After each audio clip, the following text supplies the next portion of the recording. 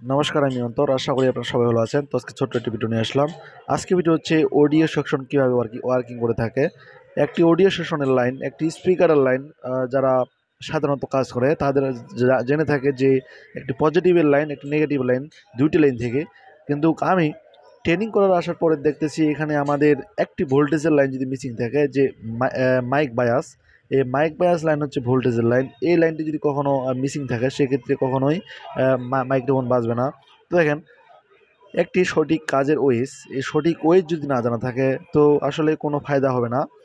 আপনি আইসি চেঞ্জ করলেন, coil change করলেন, কোনো ফায়দা নাই। কিন্তু আপনার সমস্যা হচ্ছে এখানে আপনার নেগেটিভ লাইন ওকে আছে, পজিটিভ লাইনও ওকে আছে।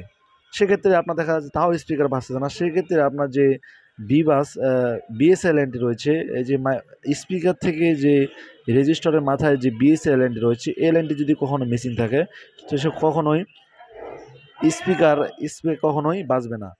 আর যদি আমার কখনো যদি দেখা যায় যে স্পিকার বাজতেছে বা ঘেরাচ্ছে বা কোনো ধরনের ইস্যু দেখা যাচ্ছে, অনেক সময় কয়েল থেকেও ঝামেলা হয় এবং এইখানে যে অডিও আইসি রয়েছে সেই আইসিটি প্রবলেম হতে পারে।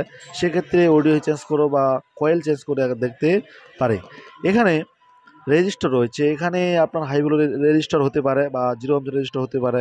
একটি কয়েল আছে, এখানে একটা জিরো ওহমের রেজিস্টার।